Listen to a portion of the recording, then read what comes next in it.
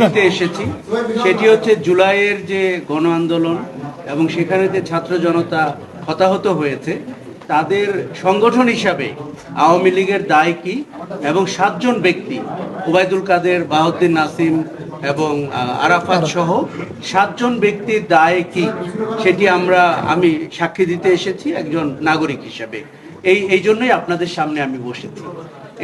ওই মামলাতে আমি বলতে চেয়েছি যে ফ্যাসিবাদ কি করে তৈরি হয় এবং কি করে বিস্তার লাভ করে। আমি আওয়ামী লীগের 72-75 সময়কে উল্লেখ করেছি। 73 সালে বিচিত্রার সাথে সাক্ষাৎকারে ফজলুল হক মনি বলেছিলেন উনি রাজনীতিতে ভায়োলেন্সে বিশ্বাসী।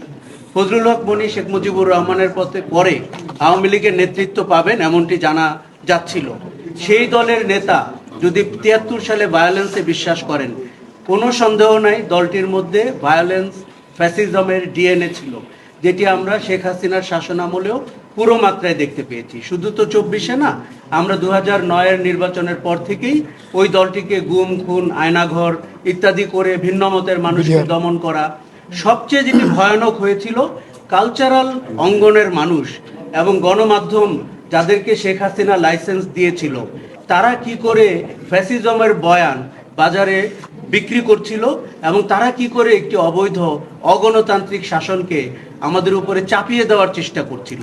এর অনেকগুলো উদাহরণ আমি আমার সাক্ষ্যে উল্লেখ করেছি এবং আমি সত্যি চাই যারা নিহত হয়েছেন, যাদেরকে খুন করা হয়েছে, যারা অঙ্গহানি ঘটেছে 24 সালের জুলাই আগস্টে, তারা যেন ন্যায় বিচার পান এবং এই সমস্ত ব্যক্তিবর্গ যারা রাজনীতি করেন, যারা মন্ত্রী ছিলেন, যারা সংগঠনের সভাপতি, সাধারণ সম্পাদক ছিলেন, তারা যেন আসলে তাদের দায়ভার গ্রহণ করেন এবং তারা যেন বাংলাদেশের আইনের আওতায় শাস্তি ভোগ করেন। এজন্য আমি সাক্ষী দিতে এসেছি।